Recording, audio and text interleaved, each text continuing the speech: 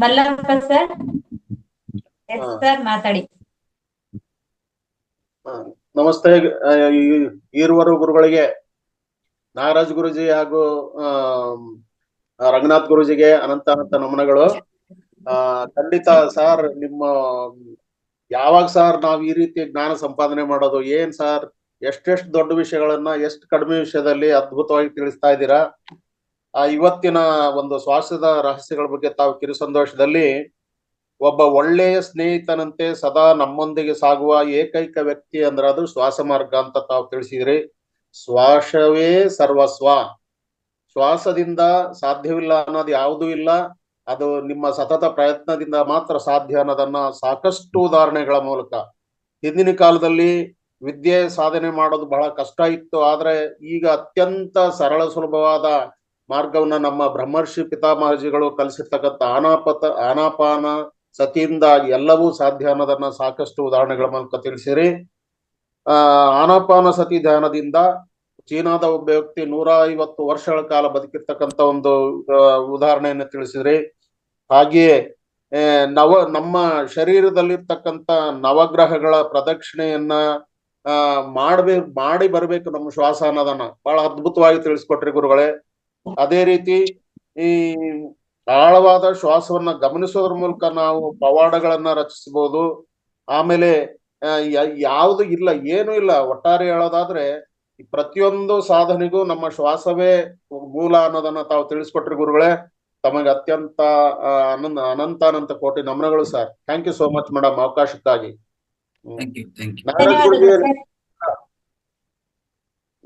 ನಾಗರಾಜ್ ಗುರುಜಿ ಅವರು ನಮಸ್ಕಾರ. ಗುರುಜಿ ನಮಸ್ಕಾರ. ಗುರುಗಳ ಮ್ಯೂಟ್ ಮಾಡಿದ್ರಿಂದ ಕೇಳಿಸ್ತಾ ಇದೆಯಾ? ಕೇಳಿಸ್ತಾ ಇದೆ ಸರ್, ಕೇಳಿಸ್ತಾ ಇದೆ. ಮ್ಯೂಟ್ ಆಗಿದ್ರಿಂದ ನನಗೆ ಮಾತಾಡಕ್ ಆಗ್ತಾ ಇರ್ಲಿಲ್ಲ. ಸರಿ ಸರ್, ತುಂಬಾ ಸಂತೋಷ. ರಂಗನಾಥ್ ಜಿ ಅವರು ಹೇಳ್ದಂತ ವಿಷಯಗಳನ್ನ ಸಾಕಷ್ಟು ಗ್ರಹಣ ಮಾಡ್ಕೊಂಡ್ರಿ. ಮತ್ತೆ ನಾವು ಸಂಪಾದನೆ ಮಾಡಕ್ ಆಗ್ತಾ ಇಲ್ಲ ಅಂತ ತಿಳ್ಕೊಬೇಡಿ. ಕೊಡ್ತಾ ಇರೋದೆಲ್ಲ ಸಂಪಾದನೆ ಮಾಡ್ಲಿಕ್ಕೇನೆ. ಈಗ ಕೊಡ್ತಾ ಇರೋದನ್ನೆಲ್ಲ ಸಂಪಾದನೆ ಮಾಡ್ಕೊಳ್ತಾ ಹೋಗಿ ಅಷ್ಟೇ. ಸೊ ಹಾಗಾಗಿ ಇಲ್ಲಿ ಸಾಕಷ್ಟು ಜನ ತಜ್ಞರಿದ್ದಾರೆ, ಸಾಕಷ್ಟು ವಿಚಾರಗಳನ್ನ ಕೊಡ್ತಾ ಇದಾರೆ, ಒಬ್ಬೊಬ್ರು ಒಂದೊಂದು ರೀತಿನಲ್ಲಿ. ನಾನು ಹಿಂದೆ ಹೇಳ್ತಾ ಇದ್ದೆ, ಇದೊಂದು ಮಹಾವತಾರ್ ಫೌಂಡೇಶನ್ ಅಂತಕ್ಕಂಥದ್ದು ಒಂದು ದೊಡ್ಡ ಜೇನುಗೂಡು. ಇಲ್ಲಿರ್ತಕ್ಕಂಥ ಹೆಜ್ಜೇನು ಹುಳುಗಳೆಲ್ಲವೂ ಕೂಡ ಎಲ್ಲೆಲ್ಲಿ ಸಾಧ್ಯವೋ ಅಲ್ಲೆಲ್ಲ ಪುಷ್ಪಗಳಲ್ಲಿ ಮಕರಂದವನ್ನ ಹೀರ್ಕೊಂಡು ತಂದು ಇಲ್ಲಿ ಬಿಡ್ತಾ ಇದ್ದಾವೆ. ಇಲ್ಲಿರ್ತಕ್ಕಂಥ ನಾವೆಲ್ಲರೂ ಹುಳುಗಳಿದ್ದಾಗೆ. ಹಾಗಾಗಿ ರಂಗನಾಥ್ ಜಿ ಅವರು ರಾಣಿ ಹುಳು ಇದ್ದಂಗೆ. ರಾಣಿ ಹುಳು ಈಚೆ ಬಂದ್ರೆ ಮಾತ್ರ ಮಿಕ್ಕ ಹುಳುಗಳು ಬಂದು ಜೇನನ್ನ ಸಂಗ್ರಹ ಮಾಡುವಂತದ್ದು. ಹಾಗಾಗಿ ನೀವು ಮಹಾರಾಣಿ ಸರ್, ನಾವು ರಾಣಿ, ನೀವು ಮಹಾರಾಣಿ ಅಂತ ಹೇಳಲೇಬೇಕಲ್ವ ಗುರುಜಿ? ಇಲ್ಲ ಸರ್, ಹಾಗಿಲ್ಲ. ಈ ಜೇನುಗೂಡಿನಲ್ಲಿ ರಾಣಿ ಹುಳು ಅಂತಕ್ಕಂಥದ್ದು ಒಂದಿದೆ. ಆ ರಾಣಿ ಹುಳು ಹೊರಟ್ರೆ ಮಾತ್ರ ಮಿಕ್ಕ ಹುಳುಗಳು ಅದನ್ನ ಫಾಲೋ ಮಾಡ್ತವೆ. ಇದೊಂದು ಸೀಕ್ರೆಟ್. ಇದು ಯಾರು ಪತ್ತೆ ಮಾಡಕ್ಕಾಗಲ್ಲ. ರಾಣಿ ಹುಳು ಯಾವ್ದು, ಸಣ್ಣ ಹುಳು ಯಾವ್ದು ಪತ್ತೆ ಮಾಡಕ್ಕಾಗಲ್ಲ. ಆದ್ರೆ ಅವುಗಳಲ್ಲೇನೆ ಒಂದು ರಾಣಿ ಹುಳು ಅಂತ ಇರುತ್ತೆ. ಅದು ಹೋಗಿ ಅದು ಹೊರಟ್ರೆ ಮಿಕ್ಕವೆಲ್ಲ ಹೋಗ್ತವೆ. ಅದು ವಾಪಸ್ ಬಂದ್ಬಿಟ್ರೆ ಎಲ್ಲ ಬಂದ್ಬಿಡ್ತವೆ ವಾಪಸ್ಸು. ಹಾಗಾಗಿ ಅದಕ್ಕೆ ತಮ್ಮನ್ನ ರಾಣಿ ಹುಳುವಿಗೆ ಹೋಲಿಸಿದಷ್ಟೇ. ಇಲ್ಲಿ ಆತರ ಅನ್ಕೊಂಡಿದೆ ಸರ್. ನಮ್ಮ ಜೇನುಗೂಡಲ್ಲಿ 2 ರಾಣಿ ಹುಳುಗಳಿದೆ. ತಾವು ನಾವೊಂದು ರಾಣಿ. ಇಲ್ಲಿ ಸ್ವಲ್ಪ ವಿಚಿತ್ರ. ಇರ್ಲಿ ಸರ್. ಹಾಗೆ ನಮ್ಮಲ್ಲಿ ಎಲ್ರು ಬಹಳ ಆಸಕ್ತಿಯಿಂದ ಕೇಳ್ತಾ ಇದ್ದೀರಿ, ಅದನ್ನ ಪಡ್ಕೊಳ್ತಾ ಇದ್ದೀರಿ. ಹಾಗಾಗಿ ನಿಮ್ಮ ಒಂದು ಕುತೂಹಲ ಮತ್ತು ಶ್ರದ್ಧೆಗೆ ನಾವು ಖಂಡಿತ ಧನ್ಯವಾದಗಳನ್ನ ಅರ್ಪಣೆ ಮಾಡ್ತೀವಿ. ಮತ್ತೆ ಶ್ವಾಸ ಇದೆಯಲ್ಲ, ಮತ್ತೆ ಇವರು ಪತ್ರಿಜಿ ಮಹರ್ಷಿಗಳು ಅದನ್ನೇ ಹೇಳುದು, ಏನು ಶ್ವಾಸದ ಮೇಲೆ ಧ್ಯಾಸ. ಶ್ವಾಸದ ಮೇಲೆ ಯಾರಿಗೆ ವಿಶ್ವಾಸವಿರೋದಿಲ್ವೋ ಅವ್ರಿಗೆ ಜೀವನದಲ್ಲಿ ವಿಶ್ವಾಸ ಇರುವುದೇ ಇಲ್ಲ. ಅದಕ್ಕೆ ಈ ಒಂದು ಸಣ್ಣದೊಂದು 1 ನಿಮಿಷದ ಒಂದು ಘಟನೆ ಇದೆ, ಒಂದು ಕತೆ. ಅದೇನು ಅಂತ ಹೇಳಿದ್ರೆ, ಪ್ರತಿಯೊಬ್ಬ ಮನುಷ್ಯನಿಗೂ ಕೂಡ 4 ಜನ ಹೆಂಡತಿಯರಂತೆ. ಹ್ಮ್ ಹ್ಮ್ ಪ್ರತಿಯೊಬ್ಬ ಮನುಷ್ಯನಿಗೂ ಕೂಡ 4 ಜನ ಹೆಂಡತಿಯರಂತೆ. ಹಾಗಂತ ದಯಮಾಡಿ ಹೆಂಗಸರು ಕೇಳಬೇಡಿ ನಮ್ಗೇನು ಅಂತ. ಅದಕ್ಕೆ ಉತ್ತರ ಹೇಳೋದ್ ಕಷ್ಟ ಆಗ್ಬಿಡುತ್ತೆ. ಇಲ್ಲಿ ದೇಹ ನೋಡ್ಕೊಂಡು ನಾವು ಹೆಣ್ಣು ಗಂಡು ಅನ್ಕೊಳ್ತೀವಿ ಅಷ್ಟೇ ಹೊರತು ಈ ದೇಹದ ಒಳಗಡೆ ಇರ್ತಕ್ಕಂಥ ಪ್ರತಿಯೊಬ್ಬರ ದೇಹದ ಒಳಗಡೆ ಇರ್ತಕ್ಕಂಥವನು ಪುರುಷನೇ, ಆತ್ಮನು ಪುರುಷನೇ. ಆದ್ರಿಂದ ನಾನು ಹೇಳ್ತಾ ಇದ್ದೀನಿ, ಈ ಪ್ರತಿಯೊಬ್ಬರು ಕೂಡ 4 ಜನ ಹೆಂಡತಿಯರಂತೆ. ಪ್ರತಿಯೊಬ್ಬರು ಕೂಡ ಮೊದಲನೇ ಹೆಂಡತಿ ಮೇಲೆ ಗಮನನೇ ಇಲ್ವಂತೆ. ಆಕೆನ ನೀನು ಊಟ ಮಾಡಿದ್ಯಾ, ತಿಂಡಿ ತಿಂದ್ಯಾ, ಹಬ್ಬ ಆಯ್ತಾ, ಹರಿದಿನ ಆಯ್ತಾ, ಏನು ಎತ್ತ ಯಾರು ಕೇಳೋದಿಲ್ವಂತೆ. ಬಹಳ ನೆಗ್ಲಿಜಬಲ್ ಹೆಂಡತಿ ಅಂತೆ ಅವಳು. ಎರಡನೇ ಹೆಂಡತಿಗೆ ಅವಳಿಗೆ ಸಾಕಷ್ಟು ಎಲ್ಲಾ ರೀತಿಯ ಪೋಷಣೆಯನ್ನು ಮಾಡ್ತಾನೆ, ಎಲ್ಲವನ್ನು ಕೊಡ್ತಾನೆ. ಮೂರನೇ ಹೆಂಡತಿ ಮೇಲೆ ಅಪಾರವಾದ ವಿಶ್ವಾಸ. 4ನೇ ಹೆಂಡತಿ ಮೇಲೆ ಅದಕ್ಕಿಂತಲೂ ಹೆಚ್ಚು ವಿಶ್ವಾಸ. ಯಾರೋ ಒಬ್ಬ ಬಂದ್ಬಿಟ್ಟು ನಿನಗೆ ಅಂತಿಮ ಬರ್ತಾ ಇಲ್ಲ ನೋಡಿ ಸರ್. ಬರ್ತಾ ಇದೆ, ಅಂತಿಮ ಕಾಲ ಬರ್ತಾ ಇದೆ ನಿನಗೆ ಗುರುಜಿ ಕೇಳಿಸ್ತಾ ಇಲ್ಲ ಈಗ. ಓಕೆ. ಈಗ ಯಾವ್ದೋ ಒಂದ್ ಕಾಲ್ ಬಂದಿತ್ತು. ಮರಿ ಬೇಗ ಅಂತ ಸಂತ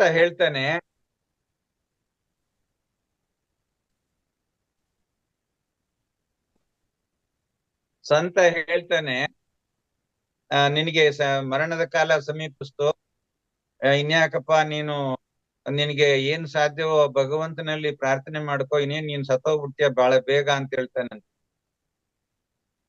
4ನೇ ಹೆಂಡತಿ ಮೇಲೆ ತುಂಬಾ ಪ್ರೀತಿ ಇತ್ತಲ್ಲ, ಇಂಥ ಹೆಂಡತಿನ ಬಿಟ್ಟು ಹೇಗ್ ಸಾಯೋದು ನಾನು ಅಂತ ಹೇಳ್ಬಿಟ್ಟು ಆ 4ನೇ ಹೆಂಡತಿನ ಕರಿತಾನಂತೆ. ಅತ್ಯಂತ ಪ್ರೀತಿ ಪಾತ್ರಳು ನೀನು, ದಯಮಾಡಿ ನೀನು ನನ್ ಜೊತೆ ಬಂದ್ಬಿಡು ಅಂತ. ಅವಳು ಹೇಳ್ತಾಳಂತೆ ಕೆಮ್ಮೆ ನೋಡಾಗ, ಯಾವನೇ ನಿನ್ಗೆ ಹೇಳ್ದವನು, ನೀನ್ ಸತ್ರೆ ನಾನೇ ಯಾಕೆ ನಿನ್ ಜೊತೆ ಬರ್ಲಿ, ನಾನ್ ಹಂಗೆಲ್ಲ ಸಾಯಕ್ ನಿನ್ ಜೊತೆ ಸಾಯಕ್ ನನ್ಗೆ ಇಷ್ಟ ಇಲ್ಲ, ನಾನ್ ಏನಿದ್ರು ನೀನ್ ಸತ್ ಮೇಲೆ ನಾನು ಇನ್ನೊಬ್ಬರ ಮದುವೆ ಮಾಡ್ಕೊಂಡು ಹೋಗ್ತೀನಿ ಅಂತ ಅಂತಾಳೆ. ಮೂರನೇ ಹೆಂಡತಿ ಹತ್ರ ಹೋಗ್ತಾನಂತೆ. 4ನೇ ಹೆಂಡತಿ ಅತ್ಯಂತ ಪ್ರೀತಿ ಪಾತ್ರಳು ಯಾವಾಗ ಹಂಗ ಅಂದ್ಬಿಟ್ಲು, 3ನೇ ಹೆಂಡತಿ ಹತ್ರ ಹೋಗ್ಬಿಟ್ಟು, ನೋಡು ನೀನಾದ್ರೂ ಈ ರೀತಿ ಬರ್ತೀಯ ನನ್ ಜೊತೆನಲ್ಲಿ ಅಂತ. ಆಗ ಅವಳು ಹೇಳ್ತಾಳಂತೆ, ನಾನು ಖಂಡಿತ ಬರೋದಿಲ್ಲಪ್ಪ, ಅದೆಲ್ಲ ಆಗದೆ ಇರೋ ಕೆಲ್ಸ.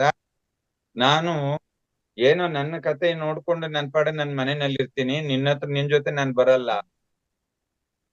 2ನೇ ಹೆಂಡತಿನ ಕೇಳ್ತಾನೆ. 2ನೇ ಹೆಂಡತಿ, ನೋಡು ನಾನು ಸ್ಮಶಾನದವರೆಗೂ ಬರ್ತೀನಿ, ಸ್ಮಶಾನದವರೆಗೂ ಬಂದು ನಾನು ವಾಪಸ್ ಬಂದ್ಬಿಡ್ತೀನಿ, ಮತ್ತೆ ನಾನ್ ನಿನ್ ಜೊತೆ ಬರಕ್ ಆಗಲ್ಲ. ಆಗ ಪಾಪ ಕೊನೆ ಹೆಂಡತಿ ಮೂಲೆಯಲ್ಲಿ ಕೂತಿದ್ದವಳು ಹೇಳ್ತಾಳಂತೆ, ಯಾಕೆ ಇಷ್ಟೊಂದು ಕಷ್ಟ ಪಡ್ತಾ ಇದ್ದೀರಿ, ನಾನ್ ನಿಮ್ ಜೊತೆನಲ್ಲೇ ಇರ್ತೀನಿ, ಸುಮ್ಮಿರಿ, ನಾನೇ ನಿಮ್ ಜೊತೆಲಿ ಬರೋದು ಅಂತ. 4ನೇ ಹೆಂಡತಿ ಯಾರು ಅಂತ ಹೇಳಿದ್ರೆ, ನಾವು ಗಳಿಸಿರ್ತಕ್ಕಂಥ ಆಸ್ತಿಗಳು, ಹೊಲ ಮನೆ ಜಮೀನು, ಇದು 4ನೇ ಹೆಂಡತಿ. ಇದು ನಮ್ ಜೊತೆ ಬರಲ್ಲ. 3ನೇ ಹೆಂಡತಿ ನಾವು ಸಂಪಾದನೆ ಮಾಡಿರ್ತಕ್ಕಂಥ ಒಡವೆ ವಸ್ತ್ರಗಳು, ಇವು ಕೂಡ ನಮ್ ಜೊತೆ ಬರಲ್ಲ. 2ನೇ ಹೆಂಡತಿ ಯಾರು ಅಂತಂದ್ರೆ, ನಮ್ಮ ಒಡ ಹುಟ್ಟಿದವರು, ಅಣ್ಣ ತಮ್ಮ ಅಕ್ಕ ತಂಗಿ ಬಂಧು ಬಳಗ, ಇವರೆಲ್ಲ 2ನೇ ಹೆಂಡತಿ ಇದ್ದಂಗೆ. ಮೊದಲನೇ ಹೆಂಡತಿನೇ ಶ್ವಾಸ. ಈ ಶ್ವಾಸ ನಮ್ಮ ಕೊನೆಯ ತನಕನೂ ಕೂಡ ನಮ್ ಜೊತೆ ಇರುವಂತದ್ದು. ನಾವು ಅನಾರೋಗ್ಯದಿಂದ ಒಬ್ಬನೇ ನರಳ್ತಾ ಬಿದ್ದಿರುವಾಗಲೂ ಕೂಡ ನಮ್ ಜೊತೆನೆಲ್ಲ ಇರುತ್ತೆ. ಆದ್ರಿಂದ ಮೊದಲನೇ ಹೆಂಡತಿ ಅನ್ಸ್ಕೊಳ್ತಕ್ಕಂಥ ಈ ಶ್ವಾಸದ ಮೇಲೆ ಹೆಚ್ಚು ವಿಶ್ವಾಸವನ್ನ ಇಟ್ಕೊಂಡು, ಹೆಚ್ಚು ಗಮನವನ್ನ ಇಟ್ಕೊಂಡು ನಾವು ಬದುಕಿದ್ರೆ ಅದೇ ನಿಜವಾದ ಜೀವನ. ಅದಕ್ಕೆ ನೋಡಿ ಎಷ್ಟು ಚೆನ್ನಾಗಿ ಹೇಳಿದ್ದಾರೆ, ಶ್ವಾಸದ ಮೇಲೆ ಧ್ಯಾಸ, ಶ್ವಾಸದ ಮೇಲೆ ವಿಶ್ವಾಸ ಇಡಿ ಅಂತ. ಹಾಗಾಗಿ ಇದ್ರ ಬಗ್ಗೆ ನಾನು ಯಾವತ್ತಾರು ಒಂದಿನ ನಾನು ಉಪನ್ಯಾಸ ಕೊಡ್ಬೇಕು ಅಂತ ಅನ್ಕೊಂಡಿದ್ದೆ. ಅದು ಇವತ್ತು ಮಾತನಾಡ್ಬೇಕಾಗಿ ಬಂತು ರಂಗನಾಥ್ಜಿಯವರಿಂದ.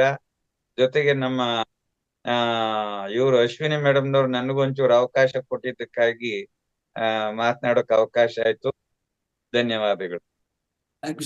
ಧನ್ಯವಾದಗಳು ಗುರುಜಿ. ಧನ್ಯವಾದಗಳು ಗುರುಜಿ.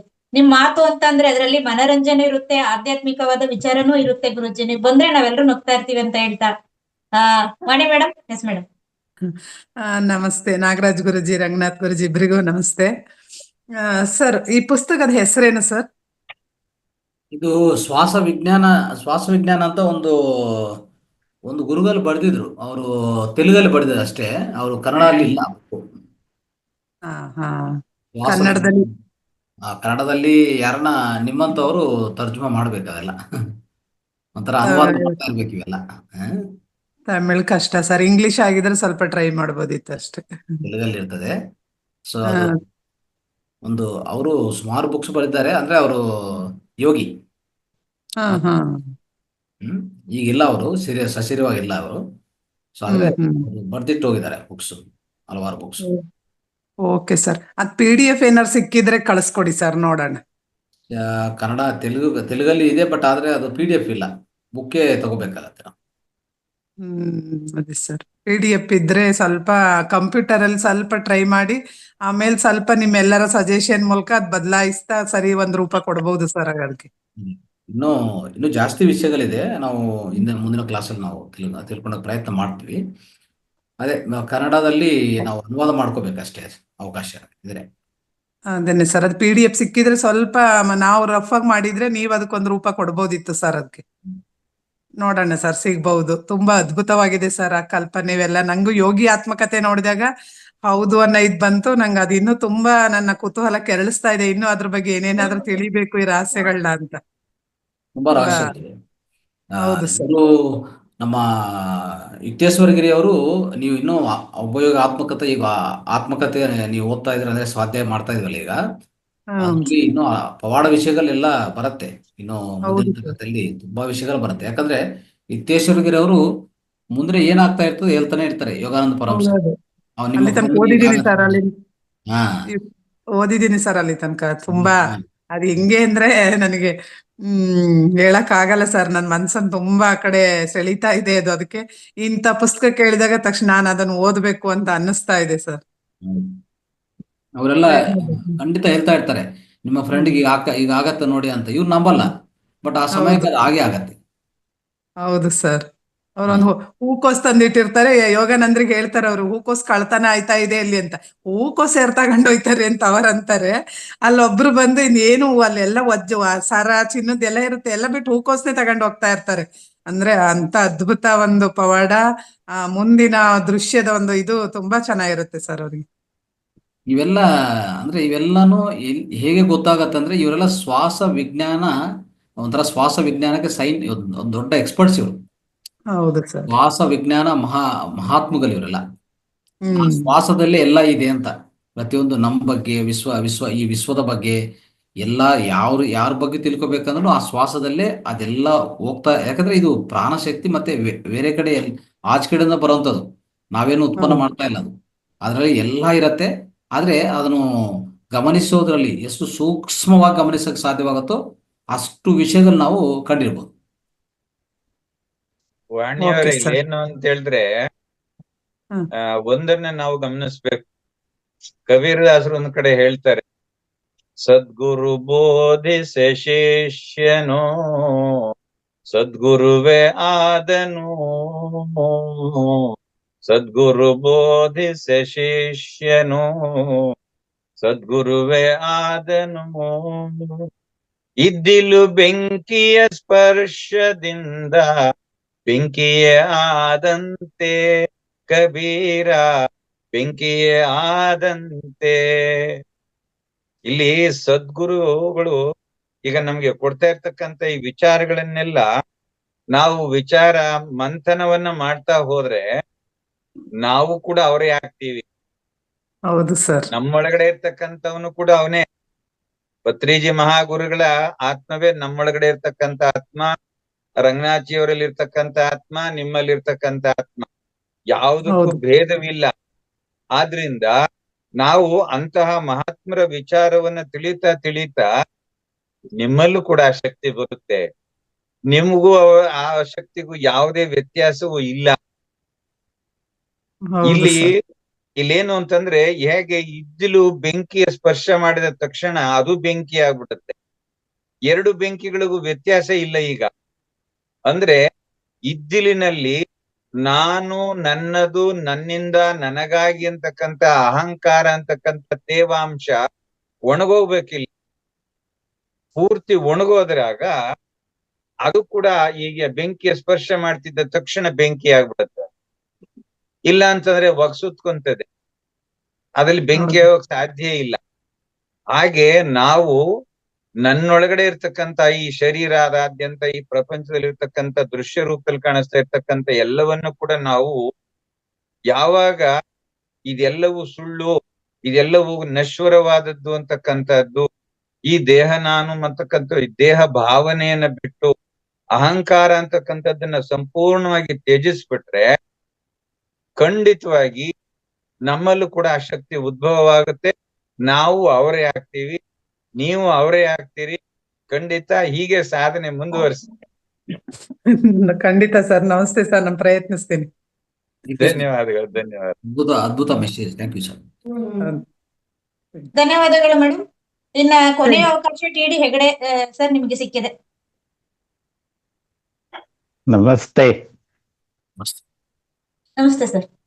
ಕೇಳ್ತಾ ಇದ್ಯಾ? ಎಸ್ ಸರ್, ಮಾತಾಡಿ. ಕೇಳ್ತಾ ಇದೆ. ನಾವು ಅವತಾರ್ ಫೌಂಡೇಶನ್ ಇಂದ ಕಾರ್ಯಕ್ರಮ ಚೆನ್ನಾಗಿ ನಡೀತಾ ಇದೆ. ನಾನು ಸಾಮಾನ್ಯ ಒಂದು 2 ತಿಂಗಳಿಂದ ಈ ಕಾರ್ಯಕ್ರಮದಲ್ಲಿ ಭಾಗವಹಿಸ್ತಾ ಇದ್ದೀನಿ.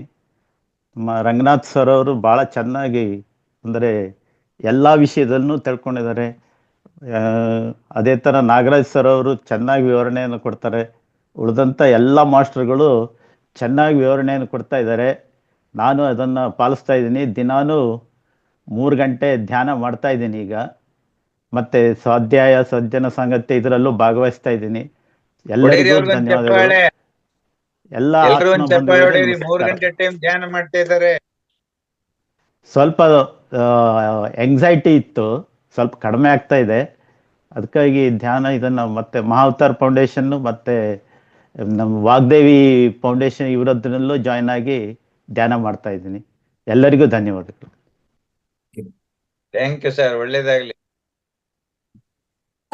ಥ್ಯಾಂಕ್ ಯು ಸರ್, ತುಂಬಾ ಧನ್ಯವಾದಗಳು. ಸಣ್ಣಗೌಡ್ರು ಸರ್ ಅಂತೂ ಕಾಯ್ತಾ ಇದ್ದಾರೆ, ಅವಾಗ್ಲಿಂದ ನೋಡ್ತಿದ್ದೀನಿ. ಮಾತಾಡ್ಬಿಡಿ ಸರ್, ಸಂಪನ್ನಗೊಳಿಸೋಣ. ಏನಿಲ್ಲಮ್ಮ, ಬೇರೆಯವರು ಕೂಡ ಹೊಸರು ಮಾತಾಡ್ಲಿ ಅನ್ನೋ ಅಭಿಲಾಷೆ ನಮ್ದು. ಅದಕ್ಕೆ ನಮಗೆ ಮಾತಾಡಕ್ಕೆ ಅದಕ್ಕಂತಲೂ ಟೈಮ್ ವೇಸ್ಟ್ ಮಾಡೋದ್ ಬೇಡ ಅಂತ ಮೆಸೇಜೇ ಮಾಡ್ತಾ ಇರ್ತೀನಿ ನಾನು. ಬಹಳ ಖುಷಿ ಆಗ್ತಾ ಇದೆ. ಎಷ್ಟು ಭಾಗ್ಯವಂತರಲ್ಲಪ್ಪ ನಾವು ಅಂತ ಹೇಳ್ತೆ. ಬಹುಶಃ ಪೂರ್ವ ಜನ್ಮದ ಪುಣ್ಯನ ಏನೋ ಗೊತ್ತಿಲ್ಲ, ಇಂತ ದಿವ್ಯತ್ರೇಯರು ನಮ್ಗೆ ಗುರುಗಳಾಗಿ ಸಿಕ್ಕಿದಾರೆ ಅಂತಂದ್ರೆ ಕೃತಾರ್ಥ ಅನ್ಸುತ್ತೆ. ನಿಜಕ್ಕೂ ಕೂಡ ನಾಗರಾಜ್ ಗುರುಜಿ, ರಂಗನಾಥ್ ಗುರುಜಿ, ನಿಮ್ಮನ್ನೇ ನೆನ್ಪು ಮಾಡ್ಕೊಂಡ್ರೆ, ನಿಮ್ಮನ್ನ ಹೇಳ್ತಕ್ಕಂತ ವಿಷಯಗಳನ್ನ ಕೇಳ್ತಾ ಇದ್ರೆ ಭಾವೋದ್ವೇಗ ತುಂಬ ಬರುತ್ತೆ. ಯಾಕಂದ್ರೆ ಎಷ್ಟೋ ಭೂಮಿ ಮೇಲೆ ಬರ್ತಕ್ಕಂತ ಜೀವರಾಶಿಗಳಲ್ಲಿ ಅದು ಮನುಷ್ಯ ಜೀವರಾಶಿಗೆ ಹುಟ್ಟಿಸ್ತಿರ್ತಕ್ಕಂಥ ತಂದೆ ತಾಯಿಗಳು ಸಚ್ಚಾರಿತ್ರರಾಗಿರ್ಬೇಕು, ಸದ್ಗುಣಗಳನ್ನ ಅವ್ರಿಗೆ ಕಲಿಸ್ತಾ ಇದ್ರೆ ಅವನು ಮುಂದ್ ಮಹಾ ವ್ಯಕ್ತಿ ಆಗ್ತಾನೆ. ಒಂದು ಅಲ್ಲಿ ತದನಂತರದಲ್ಲಿ ಸ್ಕೂಲಲ್ಲಿ ಶಿಕ್ಷಕರು ಸಚ್ಚಾರಿತ್ರರಾಗಿದ್ರೆ ಅವ್ರ ಮಾರ್ಗದರ್ಶನ ಒಳಗೆ ಸತ್ಪ್ರಜೆ ಆಗ್ಲಿಕ್ಕೆ ಹೊರಹೊಮ್ಮಲಿಕ್ಕೆ ಸಾಧ್ಯತೆ ಇದೆ. ಅದನ್ ಬಿಟ್ರೆ ಅವ್ರು ಯಾವ ಒಂದು ನಂಬಿರ್ತಾರಲ್ಲ, ಮಠಾಧೀಶರು ಇರ್ಬೋದು ಅಥವಾ ಸಮಾಜದ ಒಂದು ಮುಂದಾಳತ್ವ ವಹಿಸಿರ್ತಕ್ಕಂಥ ನಾಯಕರು ಅಂತ ಇರ್ತಾರಲ್ಲ, ಅವರು ಒಂದು ಸಚ್ಚಾರಿತ್ರರಾಗಿದ್ರೆ ಅಲ್ಲಿ ಇರ್ತಕ್ಕಂಥ ಪ್ರಜೆಗಳು ಚೆನ್ನಾಗಿರ್ತಾರೆ ಅಂತ ಹೇಳ್ಬೋದು. ಯಾಕಂದ್ರೆ ಅದು ರಾಜರ ಕಾಲ ಅಲ್ಲ, ಹಿಂದೆಲ್ಲ ರಾಜರ ಕಾಲದೊಳಗೆ ಆತರ ವ್ಯವಸ್ಥೆ ಇತ್ತು. ಹೀಗಿದ್ದಾಗ ಈಗೆಲ್ಲ ಅಶ್ಲೀಲ ಮಲಿನ ಆಗ್ಬಿಟ್ಟಿದೆ. ಇವಾಗ ಸಮಾಜ ಹೊರಗಡೆ ಹೋಗ್ಲಿಕ್ಕೆ ಕೂಡ ಭಯ ಬರ್ತಾ ಇದೆ. ಯಾಕಂದ್ರೆ ಅಷ್ಟೊಂದು ವಿಕೋಪ, ಕಾಮಾಸನೆಗಳು ಇವತ್ತು ಎಲ್ಲ ತುಂಬಿ ತುಳ್ತಾ ಇದಾವೆ. ಹೀಗಿದ್ದಾಗ ಅಲ್ಲಿ ಫಿಸಿಕಲ್ ಆಗಿ ನಮಗ್ ಭೇಟಿ ಆಗಕ್ ಆಗಲ್ಲ ಅಂತ ಹೇಳ್ಬಿಟ್ಟು, ದರ್ಶನ ಕೊಡಕ್ ಆಗಲ್ಲ ಅಂತ ಹೇಳ್ಬಿಟ್ಟು ಜೀವನದಲ್ಲಿ ಒಂದು ಭಗವಂತ ಈ ರೂಪದಲ್ಲಿ ನಮಗ್ ದರ್ಶನ ಕೊಟ್ಟು ಸಂದೇಶಗಳನ್ನ ಕೊಡ್ತಾ ಇದಾರಲ್ಲ, ಮಾರ್ಗದರ್ಶನ ಮಾಡ್ತಾ ಇದಾರಲ್ಲ, ಹಿಂಗ್ ಕಲೀರಿ, ಇಂಥದ್ ಕಲೀರಿ, ಇಂಥದ್ ತಿಳ್ಕೊಳ್ರಿ, ನೀವು ಕೂಡ ದೇವ್ರೇ ಆಗ್ತೀರಿ ಅಂತ ಹೇಳಿ 100,000 ಪಟ್ಟು ಭರವಸೆ ಮುಖಾಂತರ ನಮಗ್ ಕಲಿಸ್ತಾ ಇದಾರಲ್ಲ, ಅದಕ್ಕೆ ನಾವೆಲ್ಲರೂ ಕೂಡ ಕೃತಾರ್ಥರು ಅಂತಕ್ಕಂಥ ಭಾವದಿಂದ ನಾನು ಹೇಳಕ್ ಇಷ್ಟಪಡ್ತೀನಿ. ಅಷ್ಟೇ ಸಾಕು. ಮಾತಾಡ್ಲಿಕ್ಕೆ ಅವಕಾಶ ಕೊಟ್ಟಿದ್ದಕ್ಕಾಗಿ, ತಮ್ಮೆಲ್ಲರೂ ಕೂಡ ಕೇಳಿದ್ದಕ್ಕಾಗಿ ಧನ್ಯವಾದಗಳು, ಅಭಿನಂದನೆಗಳು ಮೇಡಮ್. ಧನ್ಯವಾದಗಳು ಸರ್. ನೀವು ಕೂಡ ಅದ್ಭುತವಾದ ಕೆಲಸ ಮಾಡ್ತಾ ಇದ್ದೀರಾ. ಸೇವೆ ಮನೋಭಾವ ಎಲ್ಲ ಇಟ್ಕೊಂಡು ಮಧ್ಯಾಹ್ನದ ಕ್ಲಾಸಲ್ಲೂ ಕೂಡ ನೀವು ಹೋಗಿ ಅಲ್ಲೂ ಕೂಡ ನೀವು ತಿಳಿದಿರೋಂತಹ ಜ್ಞಾನನ ಹಂಚ್ತಾ ಇದ್ದೀರಾ ಸರ್. ಇನ್ನೊಂದು ವಿಚಾರ, ಈಗ ಮರ್ಕಬಾ ಪಿರಮಿಡ್ ಒಂದು ವಿಡಿಯೋ ಮಾಡಿದ್ದೆ, ಸುಮಾರು ಮಾಸ್ಟರ್ಸ್ ಎಲ್ಲ ಫೋನ್ ಮಾಡಿ ಕೇಳ್ತಾ ಇದ್ರು, ಅದು ನಾನು ತಗೋಬೇಕು, ಎಲ್ಲಿ ಸಿಗುತ್ತೆ, ಎಷ್ಟಾಗುತ್ತೆ ಅಂತ ಎಲ್ಲ ಹೇಳ್ತಾ ಇದ್ರು. ಹಾಗೆ ನೀವು ಕೂಡ ಒಂದು ಶಾರ್ಟ್ ವಿಡಿಯೋ ಮಾಡ್ಬಿಟ್ಟು ಮತ್ತೆ ಈ ಗ್ರೂಪ್ ಹಾಕಿ ಅಂತ ಕೇಳ್ಕೊಳ್ತಾ ಇದ್ದೀನಿ ಮೂಲಕ. Thank you sir. Right. Okay Guruji. Okay. ಇವತ್ತಿನ ಕಾರ್ಯಕ್ರಮಗಳು, ಸತ್ಸಂಗ ಎಲ್ಲವೂ ತುಂಬಾ ಅದ್ಭುತವಾಗಿ ನಡೆದಿದೆ. ಯೋಗ, ಧ್ಯಾನ, ಜ್ಞಾನವನ್ನು ತಿಳಿಸಿಕೊಟ್ಟಂತಹ ಎಲ್ಲಾ ಮಾಸ್ಟರ್ಸ್ಗೂ ತುಂಬು ಹೃದಯದ ಕೃತಜ್ಞತೆಗಳನ್ನು ಸಲ್ಲಿಸುತ್ತಾ ಇವತ್ತಿನ ಕಾರ್ಯಕ್ರಮವನ್ನು ಇಲ್ಲಿಗೆ ಸಂಪನ್ನಗೊಳಿಸ್ತಾ ಇದ್ದೇವೆ ಒಂದು ಗೀತೆ ಮೂಲಕ. ಮತ್ತೆ ಒಂದ್ ನಿಮಿಷ ಗುರೂಜಿ. ನಾಳೆ ನಾನು 7 ಗಂಟೆಗೆ ಜಾಯಿನ್ ಆಗ್ತೀನಿ. 7 ಗಂಟೆಯಿಂದ 7:20 ಯೋಗ ನಿದ್ರೆ ಮಾಡಿಸೋದಕ್ಕೆ ಒಂದು ಪ್ರಯತ್ನ ಮಾಡ್ಬೇಕು ಅನ್ಕೊಂಡ್ನಿ. ಯಾಕಂದ್ರೆ ನಾನು ಮೊನ್ನೆ ಮಾಡಿದ್ದು ಇಂಗ್ಲಿಷ್ ಬ್ಯಾಚ್ನವರಿಗೆ, ಅಲ್ಲಿ ನಾನು ಪೂರ್ಣವಾಗಿ ಎಲ್ಲಾ ಶಬ್ದಗಳನ್ನು ಇಂಗ್ಲಿಷ್ ನಲ್ಲಿ ಬಳಸೋಕ್ ಆಗ್ಲಿಲ್ಲ. ಶುದ್ಧ ಕನ್ನಡದಲ್ಲಿ ಹೇಳ್ಬೇಕು, ಶುದ್ಧ ಕನ್ನಡದಲ್ಲೇ ಮಾಡಿಸ್ಬೇಕು. ಸೊ ಹಾಗಾಗಿ ಎಲ್ರು ಮಾನಸಿಕವಾಗಿ ಸಿದ್ಧವಾಗಿ, ನನಗೆ 7 ಗಂಟೆಗೆ ಅಭ್ಯಾಸ ನಮ್ಮ ಕ್ಲಾಸ್ ಮುಗಿಯುತ್ತೆ. 7ರಿಂದ 7:20 ಅಷ್ಟರಲ್ಲಿ ತಾವು ತಮ್ಮ ಎಲ್ಲಾ ಕಾರ್ಯಕ್ರಮಗಳನ್ನ ಮುಗಿಸ್ಬಿಟ್ರೆ 7 ಗಂಟೆಯಿಂದ 7:20 ಯೋಗ ನಿದ್ರೆಯನ್ನ ಡೈರೆಕ್ಟ್ ಮಾಡಿಸ್ಬೇಕು. ಯಾಕಂದ್ರೆ ನಾನು ಮಾಡಿ ಕಳ್ಸ್ಕೊಡ್ಬೋದಾಗಿತ್ತು, ಅದು 16 MB ಜಾಸ್ತಿ ಆದಾಗ ಸೆಂಡ್ ಮಾಡಕ್ ಆಗಲ್ಲ. ಆದ್ರಿಂದ ನಾನು ನಾಳೆ 7ರಿಂದ 7:20 ಯೋಗ ನಿದ್ರೆಯನ್ನ ಮಾಡಿಸ್ತೀನಿ. ದಯವಿಟ್ಟು ಮಾನಸಿಕವಾಗಿ, ಶಾರೀರಿಕವಾಗಿ ಸ್ವಲ್ಪ ಸಿದ್ಧವಾಗಿ ನಾಳೆ. Thank you. Thank you. Guruji, ನಾಳೆ ಕ್ಲಾಸ್ ಇದೆ, ಉಪಪ್ರಜ್ಞೆ ಮನಸ್ಸು. ಎಷ್ಟೊತ್ತರ ತನಕ? ಅದು ಓಕೆ, ನೋ ಪ್ರಾಬ್ಲಮ್. 7 ಕಂಪ್ಲೀಟ್ ಆಗತ್ತೆ. 7 ನಾಳೆ ನಮ್ದು ಸಂದೇಶ ಇರಲ್ಲ, ಗುರುಗಳು ಮಾಡ್ತಾರೆ. ಓಕೆ ಗುರುಜಿ. ರೈಟ್. ಓಕೆ ಗುರುಜಿ, ಧನ್ಯವಾದಗಳು. ಒಂದು ಪ್ರಾರ್ಥನೆಯ ಮೂಲಕ ಇವತ್ತಿನ ಕಾರ್ಯಕ್ರಮವನ್ನು ಸಂಪನ್ನಗೊಳಿಸೋಣ. ಓಂ ಸರ್ವೇ ಭವಂತು ಸುಖಿನಃ, ಸರ್ವೇ ಸಂತು ನಿರಾಮಯಾಃ, ಸರ್ವೇ ಭದ್ರಾಣಿ ಪಶ್ಯಂತು, ಮಾ ಕಶ್ಚಿತ್ ದುಃಖಭಾಗ್ ಭವೇತ್. ಲೋಕ ಸಮಸ್ತ ಸುಖಿನೋ ಭವಂತು. ಧನ್ಯವಾದಗಳು ಎಲ್ಲಾ ಮಾಸ್ಟರ್ಸ್ಗೂ. ಗುರುಜಿ ಧನ್ಯವಾದಗಳು. ಥ್ಯಾಂಕ್ಸ್. Thank you sir. ಎಲ್ಲರಿಗೂ ಧನ್ಯವಾದಗಳು. ನಮಸ್ತೆ. Thank you sir.